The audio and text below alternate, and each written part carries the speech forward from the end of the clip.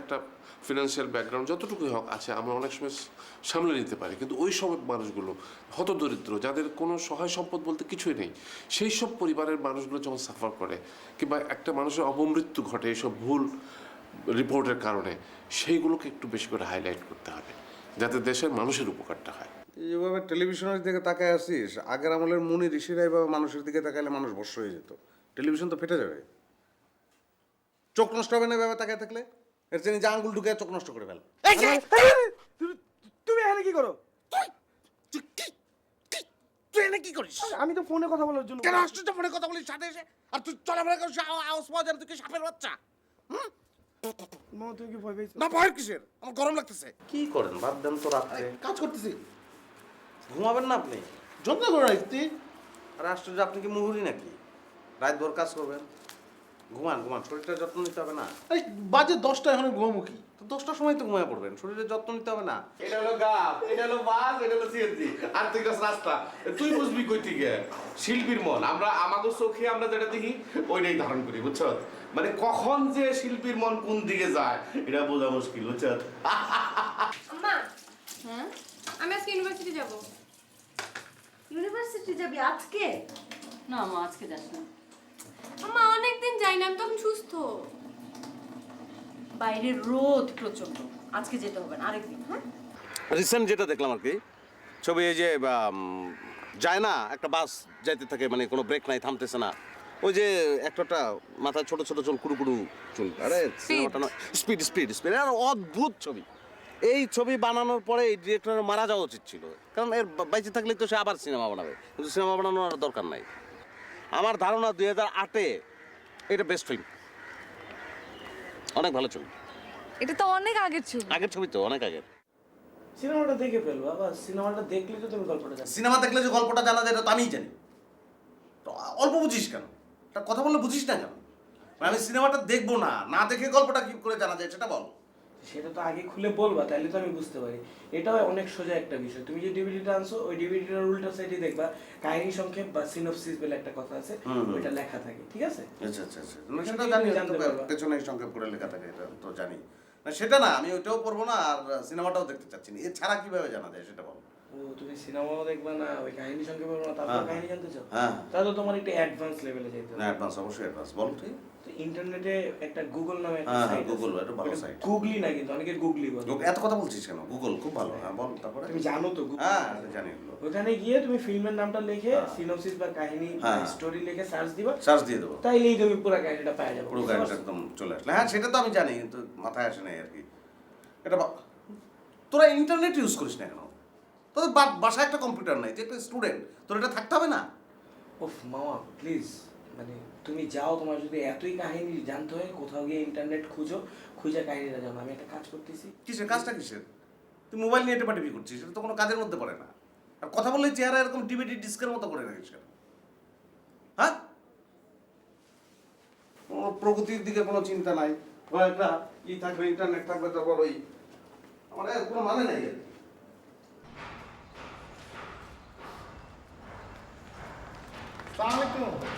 মামা ভালো আছেন? ওয়ালাইকুম আসসালাম, খুব ভালো আছে। মামা পড়তে গেছিলেন আপনি? না, তাহলে আপনার এত বই কে? হ্যাঁ, বই না, এগুলা ডিভিডি, সিনেমা। ও সিনেমা মানে বই, সিনেমার বই না? এখন কি যায় দেখবেন? হ্যাঁ এখন দেখুন। মামা তাহলে আমি আপনার সাথে দেখুন। তুমি না বাইরে যেতেছো? এমনি বাড়ি যেতেছিলাম, ঘরে তো কোনো কাজ নাই। যাও বাইরে। মামা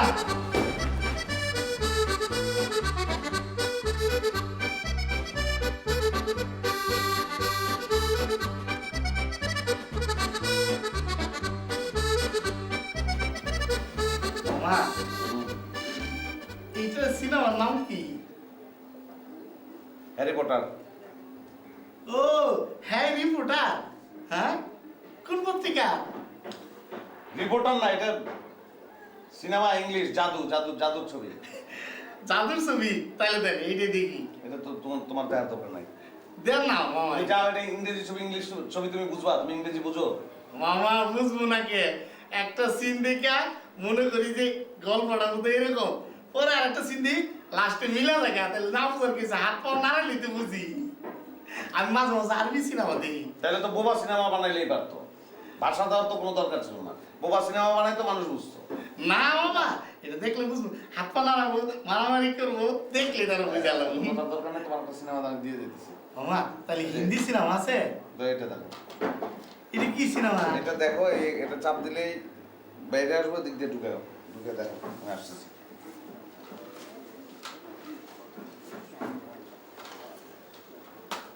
কি কি আর টানছিস কেন কি হয়েছে সিদ্দিক সিদ্দিক আবার কি করেছে আরে আমার কান ঝালাপালা করে দিচ্ছে তুই ওকে আনলি কেন ওকে আনা লাগে তো আলো বাতাসের মতো ঘরে ঢুকে পড়ে এখন কি করবি একে তাড়াবি কিভাবে কি করবো সেটা তুমি বলো শোন কুঞ্চিটা নেই কষে একটা বাড়ি দে না না বাইরে মারি সেটা ভিন্ন কথা ঘরের মধ্যে একটা লোক আসছে তাকে মারা কি ঠিক হবে নাকি কঠিন ধমক দিই তোর ধমক টমকে কিচ্ছু হবে না ওর চামড়া কি তুমি জানো টায়ারের চামড়া ধমক ঢুকবেই না তুমি প্ল্যান দিচ্ছ না কেন? কাজ কর পুরো বাড়ির মেইন সুইচ অফ করে দে এটা অবশ্য একটা ভালো প্ল্যান টিভি অফ হয়ে যাবে চলে যাবে তারপরে যদি না যায় আরে যাবে ওর তো মেইন উদ্দেশ্য হচ্ছে টিভি দেখা সিনেমা দেখা কার্টুন দেখা টিভি অফ সে নাই চলে যাবে কতক্ষণ বসে থাকবে দিয়ে অফ করে না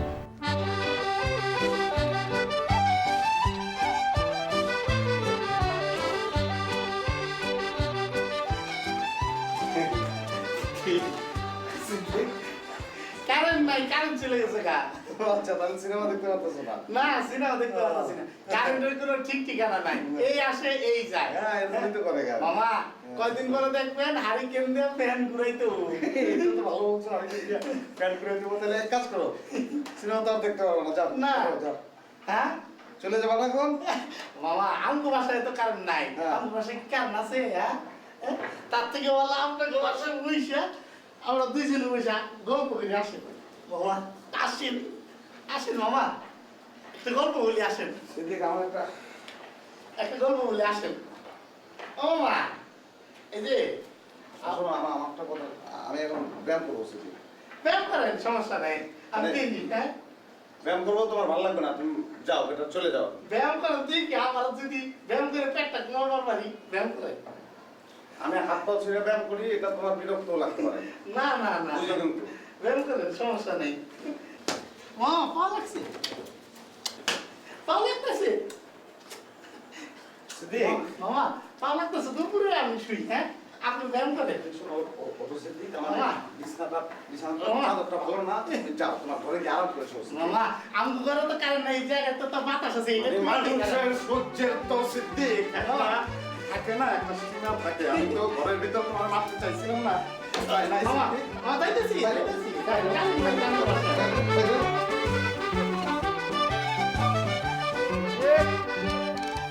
আয় সিদ্দিক জি মামা এদিকে আয় মামা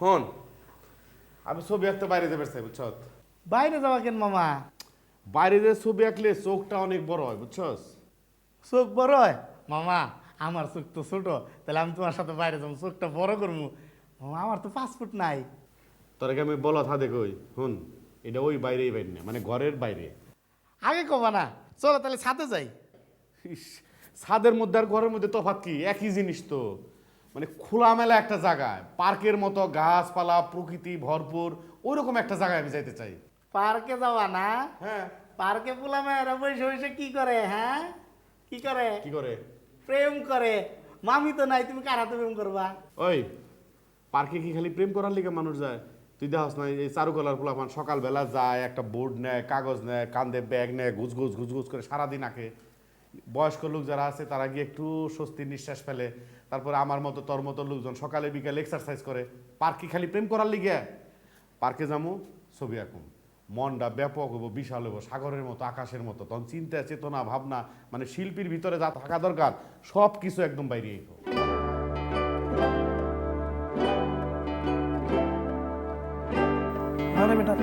দাঁড়া না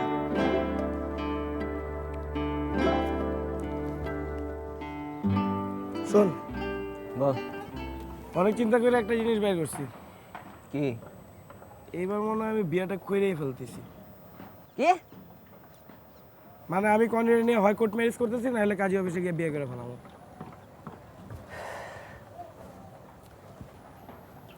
তুই কি কি বুঝাইতে চাইতেছিস তুই? শোন, তোরে এই বয়সে বিয়ে করার মিনিমাম পাঁচটা অ্যাডভান্টেজ আমি কইতেছি কেন আমি এই ডিসিশনটা নিয়েছি আমি বিয়ে করুন। বল। প্রথম পয়েন্ট, আমি কনিরে লাভ করি, কনির সাথে আমি কমিটেড, ঠিক আছে? হ্যাঁ, সো কনি যদি সব কিছু চায় না আমারে বিয়ে করতে চায়, সো আমারও স্যাক্রিফাইস করতে হবে, আমি স্যাক্রিফাইস করে ওরে বিয়ে করে ফেলবো। এইটা হলো আমার ফার্স্ট পার্ট, মানে আমি স্যাক্রিফাইসিং মেন্টালিটি, ঠিক আছে? সেকেন্ড অফ অল, এই যে আমাদের বাসায় আমার দুটো বোন আছে, আমার দুটো বোনের আলটিমেটলি বিয়ে হয়ে যাবে, ঘরটা ফাঁকা হয়ে যাবে, খালি হয়ে যাবে। আমার মা তখন অনুভব করবে তার মেয়ের অভাব পড়ছে ঘরে। আমি যদি বিয়ে করে নিয়ে আসি কনিরে, আমার মা কনিরে মেয়ে হিসাবে দেখতে পারবে। বুঝতে পারছোস? তারপর আরেকটা বিষয় হইতেছে, 18 থেকে 19-এর মধ্যে মেয়েরা অ্যাডাল্ট হয়ে যায়, আর ছেলেরা মনে হয় 21 থেকে 22-এর মধ্যে অ্যাডাল্ট হয়, মানে প্রাপ্তবয়স্ক হয়। সো তার মানে কি, তারা ওইটা বুঝাই করছে এই বয়স লিমিটটাতেই বিয়ে করা উচিত, এর জন্য এই বয়সটা বাইরে দিছে, এই বিধানটা করছে। সো আমি এই বয়সের মধ্যে বিয়ে করবো।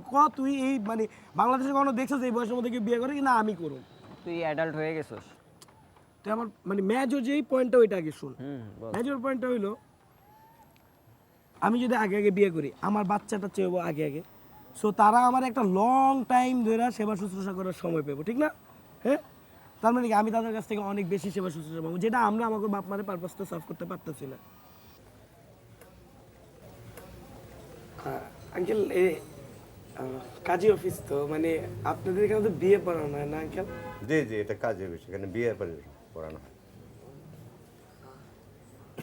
ও, সকাল 8টা থেকে রাত 11টা পর্যন্ত খোলা থাকে আপনাদের অফিস? জি।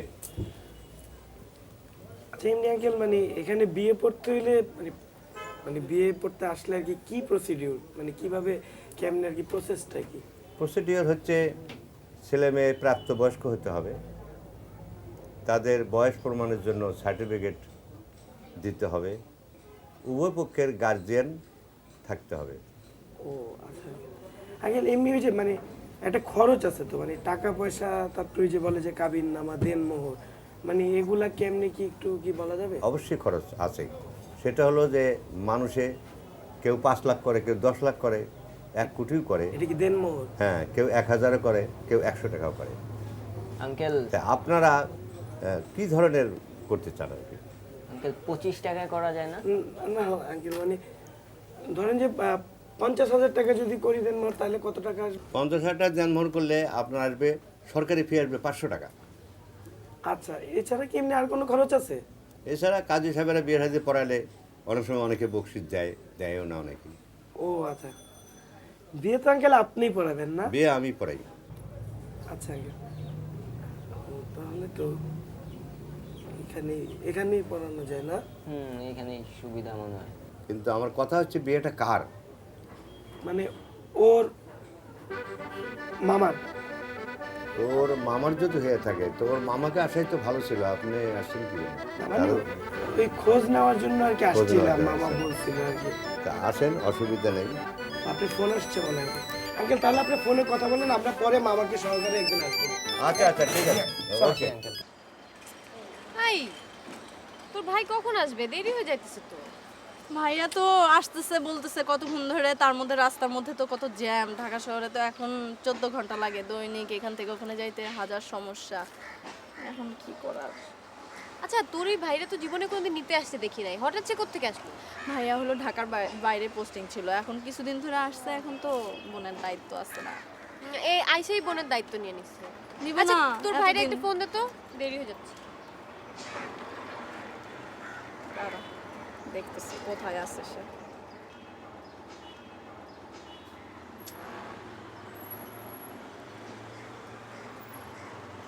ধরতেছো না? হ্যালো হ্যালো ভাইয়া, তুমি কই? এই তো আইছি তো, হাতে ডাইনা তাকায় দেখ। ডান দিকে আসতেছো, তাহলে ফোন ধরলা কিসের জন্য তুমি?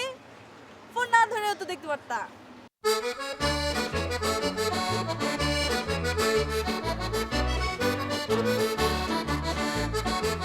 ভাইয়া, তুমি ওখানে বসতেছো কেন? এখানে আসো। তোর ফ্রেন্ড না? হ্যাঁ। কোন ক্লাসে পড়েন আপনি? কোন ক্লাসে পড়বে কেন? আমার ফ্রেন্ড ভাইয়া। তুই কিসে পড়িস? আমি ফিজিক্সে পড়ি। হ্যাঁ, তুই তো ফিজিক্সে। তাহলে আপনি তো ফিজিক্স ভালো আছেন আপনাকে আপনি করে বলতেছি কেন? আপনি তো তুমি, আপনি তো আপনি না। কি নাম তোমার? মিথিলা। কিন্তু আমি সুজন। আমি একটা যে ইন্স্যুরেন্স কোম্পানিতে কাজ করি, লোকজনকে ইন্স্যুরেন্স বুঝাই এবং ইন্স্যুরেন্স করানোর জন্য ইয়ে করি। অনেক ভালো, বেশ ভালো পয়সা আছে, ভালো কাজ এবং বিভিন্ন জায়গায় ঘোরা যায় বাংলাদেশের সব জায়গায়। এই ধরো এই যে কিছুদিন আমি খাগড়াছড়ি থেকে আসলাম, এরপরে ফরিদপুর, মাদারীপুর, বিভিন্ন জায়গায়। এখন এই যে উত্তরবঙ্গে ঢুকবো তার আগে একটু ঢাকার মধ্যে আসলাম। হ্যাঁ, তো খিদে লাগে না তোমার? চটপটি খাই, চলো। ঠিক আছে, চলো চলো। হ্যাঁ, চল চল, সমস্যা নেই, চল।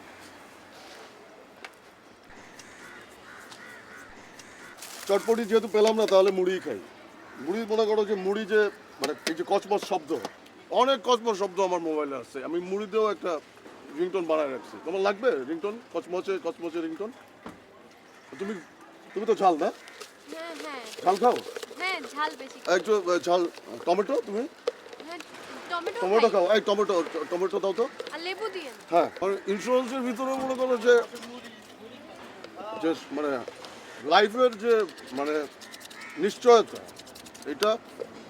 আর শুকনো মুড়ি খেলে তোমার যদি কখনো গ্যাস ট্যাস হয়, তুমি যদি শুকনো মুড়ি খাও দেখবো যে তোমার গ্যাস নেমে গেছে। হ্যাঁ,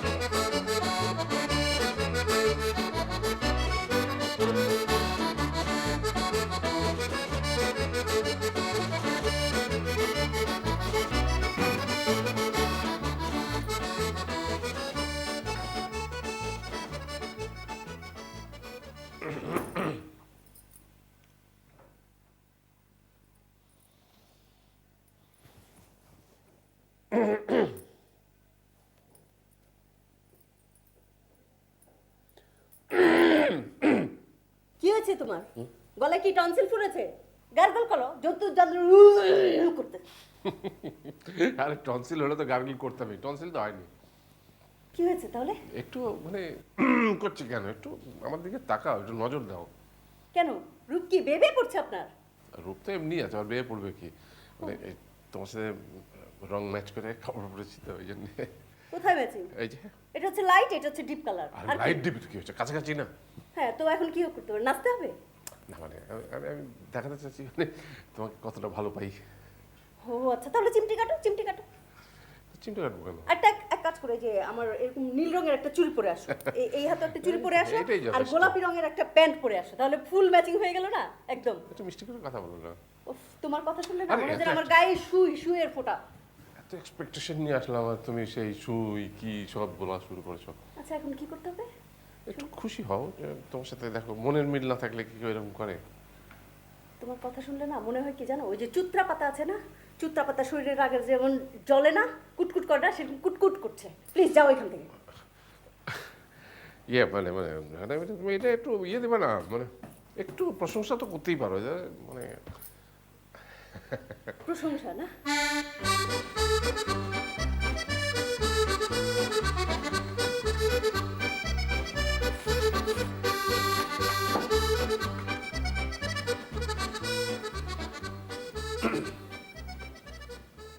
আচ্ছা, তোমার সমস্যাটা কি? তুমি আমার পেছনে ঘুরঘুর করছো কেন? ছি, আমি তোর পেছনে ঘুরঘুর করবো না। আমি কি পাড়ার মস্তান নাকি? একটু কাছাকাছি থাকতে চাচ্ছি আর কি।